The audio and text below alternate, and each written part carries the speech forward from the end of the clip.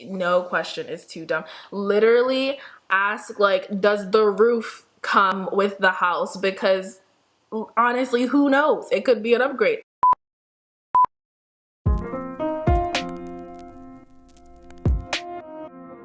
Hi everyone, welcome back to my channel. If you're new here, my name is Michaela. Welcome.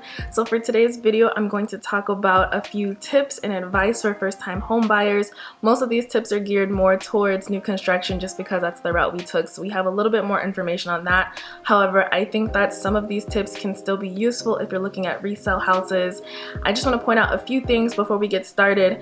First, if you have any questions that I did not cover in this video, feel free to comment down below.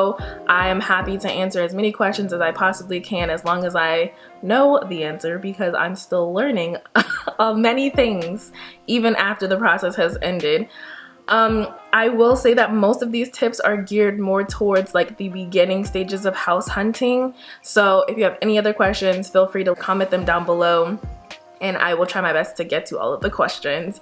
And then number two, I split all of the tips up in chapters. So if you hover over the play bar, you can see each of the different tips. That way, if you want to skip to the next tip or go back to the previous tip, you can do that easily on the little play bar down below.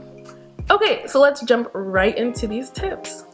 Okay, so for the first tip I have is actually the first step in the process, which is getting pre-approved or pre-qualified.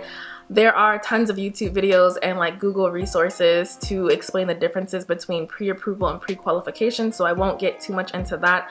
However, I will explain a little bit of the pre-qualification process. So what you want to do is reach out to a loan officer, and basically you'll just provide them with like an overview of your income, your debt, your assets, your credit score, things like that. They'll review it, and then they'll provide a report for you that basically has an estimate of how much house you can afford, pretty much. Basically your price range and where you want to look for buying a house.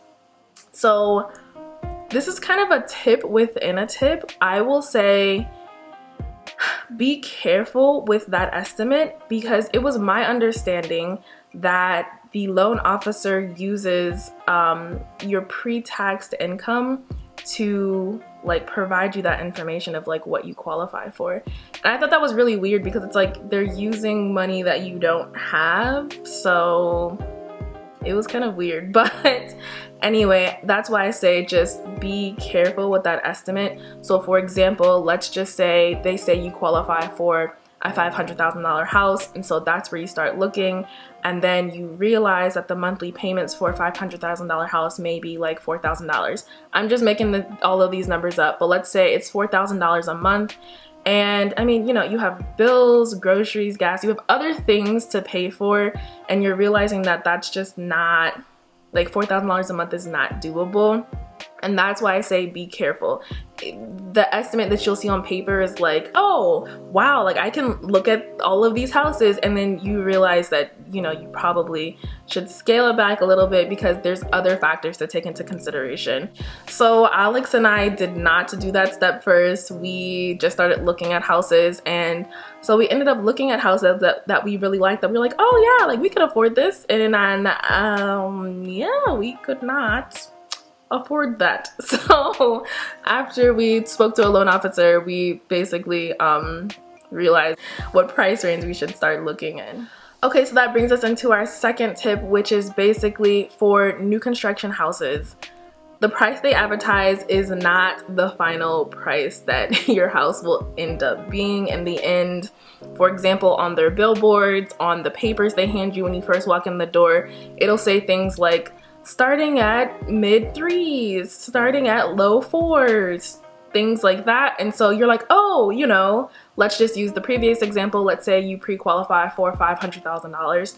You're like, oh, well, you know, low fours, that's me. I can get in there. I can look at that.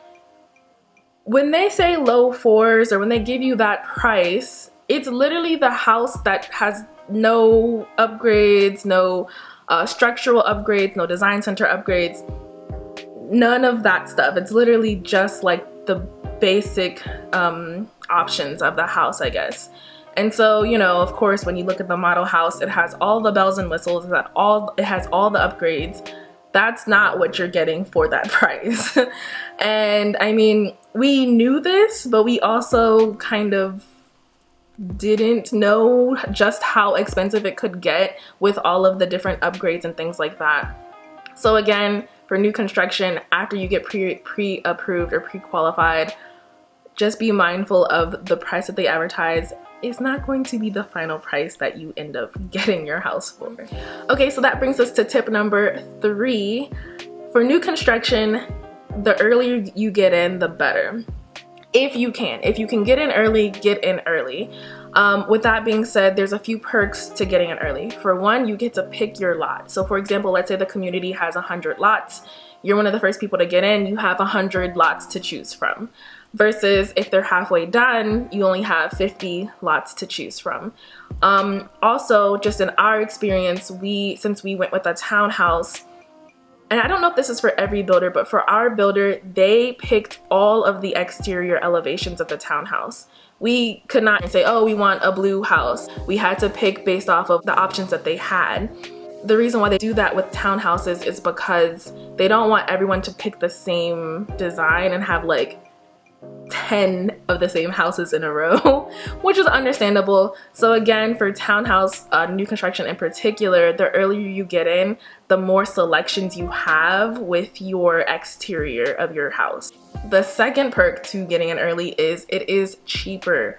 It's a lot cheaper. The way I understood it is legally, they cannot sell you a house that is the same price or less than the house that they just sold. So if they sold a house for $100,000, they have to sell you a house for $101,000 because they just cannot do that. The earlier you get in, the lower the prices will be. You'll be able to snag those like cheaper prices, I'll say. And for us, we definitely experienced that. We put our deposit down on July 18th, and I want to say we looked at the house maybe like a month before, so maybe like June 18th. The price sheet that they gave us on June 18th and the price sheet that they gave us on July 18th were not the same price sheets. It was like thousands of dollars difference just in a month. People were buying houses between that time that we were trying to make decisions. So yeah, get in early, get the lot that you want, and it'll be a lot cheaper. Okay, so tip number 4. Now that you've got pre-qualified, you know what price range to look at, and you know that you're going new construction, the next tip would be to make a list based on those things. Make a list, make it realistic, do, you know, must-haves and, you know, wants, needs, things like that. What we did is we made a must-have list, a would-be nice-to-have, and just for fun, we made like a dream house, sky's the limit list, you know. Things that we probably won't be able to afford now, but maybe later in the future. Maybe later in the future. It was just fun to do. But basically, yes, make a list so you know what you're looking for. Okay, so tip number 5 may seem kind of obvious. It was not obvious to me, especially since we were going new construction. Get a realtor. I did not think I needed a realtor at all. I'm like, why? They're not doing anything for me. I can research this house. I can go look at it. Get a realtor. They will make your life tons easier. Our realtor made our lives so easy. Whenever there was an issue with the builder or the seller with any paperwork, any construction issues, anything like that, she dealt with it. She handled it. She was like the middle person with the communication. And yeah, it made life 10 times easier. Get a realtor, even for new construction. Okay, so that moves us on to tip number 6, incentives and amenities. So basically, you'll want to ask the builder what kind of incentives they can provide. We used the builder's lender because they offered us money towards closing. That was an incentive that they were providing, and we weighed the pros and cons of going with other lenders. Some people had like a little bit lower interest rates. However, interest rates right now are really low for home loans, and we just decided that this interest rate is low enough and they're giving us money towards closing. that was one of the incentives that we liked about what our builder did. So we went with our builder's lender. There was one house that we were looking at that I thought had really good incentives. They were basically giving us $10,000 towards the design center. And I really liked that, because I was like, oh, that's a lot, because literally we would not have to pay for any of these like extra upgrades that would be added on to the cost of the house, making the house more expensive, making the mortgage go up, things like that. I was like really into that. However, the house, we had to sacrifice some of our must-haves with that house. You kind of have to weigh the pros and cons. I really like the incentives, but I was like, is it worth it to pay a lot less to live further out and also not get all of the things that we asked for? You know, weigh the pros and cons. The amenities as well. There was another community that we were looking at. It was actually like the runner-up to this house. I was really gonna go with this strictly based on the amenities that they offered. This community had like a clubhouse, they had a gym, they had a pool, they offered free Wi-Fi for the community. It was all wrapped up into your HOA fee, which was a lot more expensive than the HOA fee that we currently pay. However, I really thought that was like a good deal. We didn't like the house as much as we liked this one. The house was still really nice and, you know, we liked it, but we just really liked this house. And Alex had to talk some sense into me. He basically was like, Michaela, we're not going to be living at the gym. We're not going to be living in the clubhouse or living at the pool. We live in this house. We have to like this house. And I was like, you know what? You're right. And the house was also more expensive too. So it was all of these things to take into account. Sorry. If you hear noise, they're still doing construction in the neighborhood. So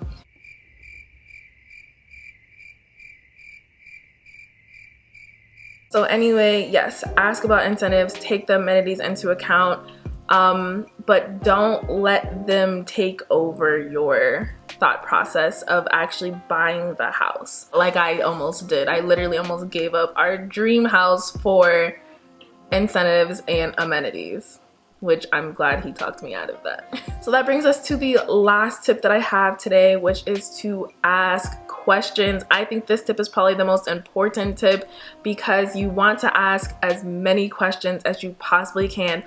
During the beginning process, during the process, after the process, I still reach out to my realtor sometimes to ask questions. Literally ask as many questions as you can. Even if you think it's a dumb question, ask it, because you're new to the process. They know you're new to the process. Don't try to pretend like you know what you're doing. There's a lot of things that I regret not asking questions about, but definitely ask as many questions as you can, so you know that you are getting exactly what you paid for, so you know that you understand exactly what you are paying for. It's an important step. You never know what you're going to get if you don't ask questions. Ask questions, ask questions, ask questions. It does not hurt to ask questions at all. Okay, that's all I have for today. Thank you guys so much for watching. Again, like I mentioned earlier, if you have any questions, please feel free to comment them down below and I will try my best to answer them as best as I can. I know the process is a long and hard one, so I am here to help as much as I possibly can. I will also link down below our empty house tour video as well as our living room update video. I do have a few more room update videos coming soon. A lot of our furniture and stuff is on back order, so they're coming. I promise the videos are coming. Fingers crossed we're gonna have a huge delivery next week. So, oh my gosh. Anyway, thank you again so much for joining. I will see you in the next one. Bye.